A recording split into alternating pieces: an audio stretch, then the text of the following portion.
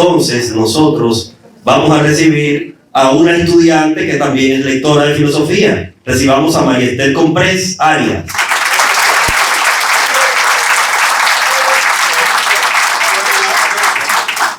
Buenas tardes a todos, mi nombre es María Esther Comprés Arias, soy estudiante de filosofía de Pucamayo y las obras que he leído son el Proslogium de San Anselmo, que justamente lo he mencionado ya, las Confesiones de San Agustín, la Apología de Sócrates, el Sofista de Platón, el Poema de la Naturaleza de Parménides y Reflexiones sobre la Guillotina de Albert Camus, que es justamente donde quiero centrarme hoy en mi exposición.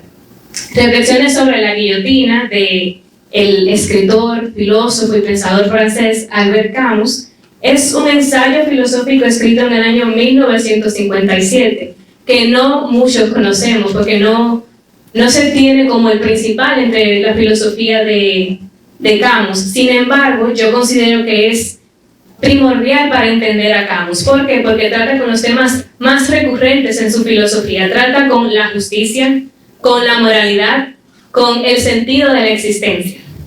Y pues el título es bastante curioso, Reflexiones sobre la guillotina. Anterior a Camus ya habían publicado Reflexiones sobre la horca, escrito por Arthur Koestler, que es un filósofo húngaro, y juntos Reflexiones sobre la horca y Reflexiones sobre la guillotina suelen ir en conjunto como un solo libro, que se titula Reflexiones sobre la pena de muerte, porque en este ensayo no se examina en sí el artefacto de la guillotina. Esta es más bien la manifestación del absurdo, que ya más luego explicaré, pero pues sí, la pregunta central de Camus no es en base a la guillotina solamente, sino en cuanto a la pena de muerte. Él se pregunta si es moralmente justificable este hecho, y él toma una postura bien clara en frente a este.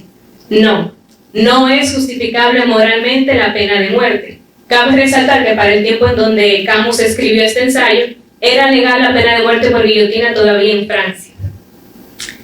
Y pues, desde el inicio podemos ver que es una filosofía muy ligada a la práctica, aparte de un hecho muy tangible, a diferencia de otros textos que son un poco más abstractos.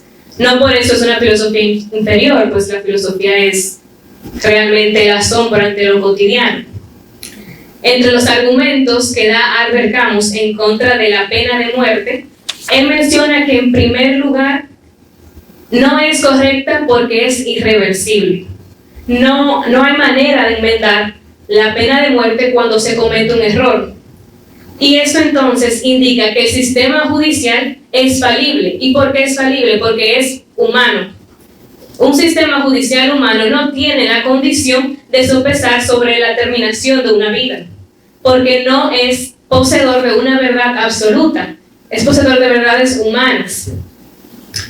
En segundo lugar, él menciona que no es un medio efectivo para prevenir los crímenes.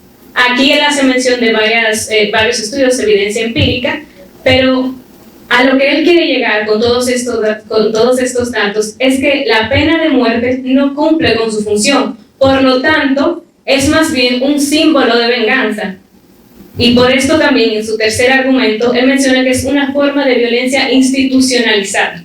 Legitimiza la violencia y más bien convierte al mismo gobierno, al mismo Estado, en un criminal, y a la sociedad que lo acepta en criminales también.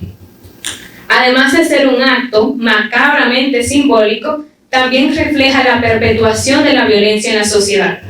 El Estado que utiliza la violencia para repartir justicia es un Estado criminal. Es un hecho profundamente problemático porque convierte a la violencia en un principio moral, en una solución. En cuarto lugar, él habla de que es una degradación de la humanidad. La pena de muerte deshumaniza a la sociedad y al individuo. Y aquí él no solamente trata con la pena de muerte en sí, sino el proceso previo a la pena de muerte es una cosificación de la persona.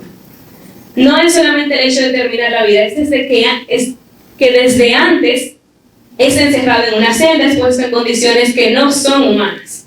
Por esto, él menciona que el que mata, aunque sea legalmente, pierde algo de su humanidad.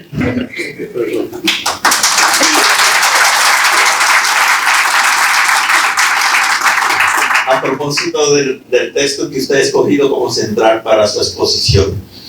¿Y qué decir de la pena de muerte cuando es libre y voluntariamente asumida como Sócrates? En el caso de la apología de Sócrates, particularmente el segundo discurso. Sí, quería visualmente que me hicieran esa pregunta. Bueno, la apología de Sócrates con reflexiones sobre la guillotina guarda una relación bastante estrecha. Vemos que Sócrates acepta una muerte que pudiese decirse que, o sea, fue a través de un sistema legal. Sin embargo, nosotros reconocemos que fue injusta, porque Sócrates era inocente. Así también se demuestra su argumento en cuanto que la muerte, que la pena de muerte no es funcional, porque ahí no paró la filosofía en Atenas. Bien, hay aquí entonces la guillotina es una pena de muerte y la cicuta que se le entregó a Sócrates también. ¿Qué relación tuve ahí? ¿Tú crees que también en el caso de Sócrates hay una violencia institucionalizada?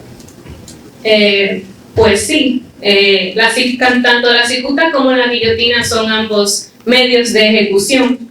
Y Sócrates es llevado al juicio por hechos que humanamente, si se consideran humanamente, no son un delito, sino que parten de una consideración del Estado que según sus acuerdos pues poseen una verdad que no quieren que sea pues violentada, pero responden con una misma violencia. Bien, yo tengo acá que usted tiene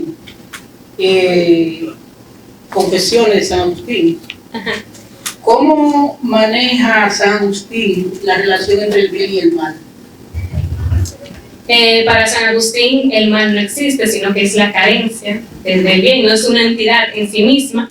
Pero pues además de eso también quiero enfatizar sobre la relación de San Agustín con este ensayo, Reflexiones sobre la guillotina, porque San Agustín en su obra Las Confesiones retrata todo su proceso hacia pues convertirse en una mejor persona, podríamos decir.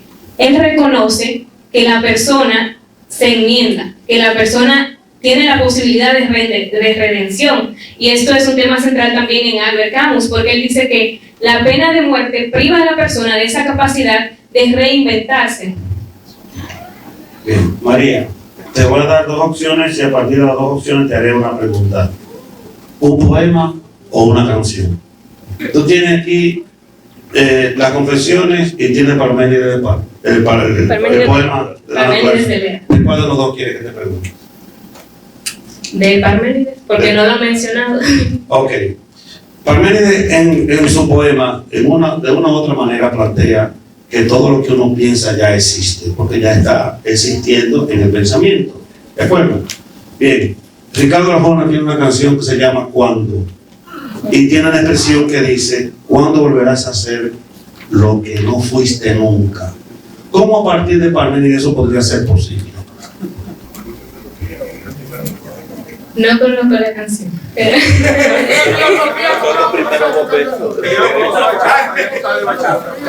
¿Cómo dice la frase? Por favor, repita. ¿Cuándo volverás a ser lo que no fuiste nunca? Bueno, ahí para Parménides el ser no está sujeto a cambio. El ser es y el no ser no es su famosa afirmación. Pues si entonces la persona nunca fue lo que es, nunca lo fue.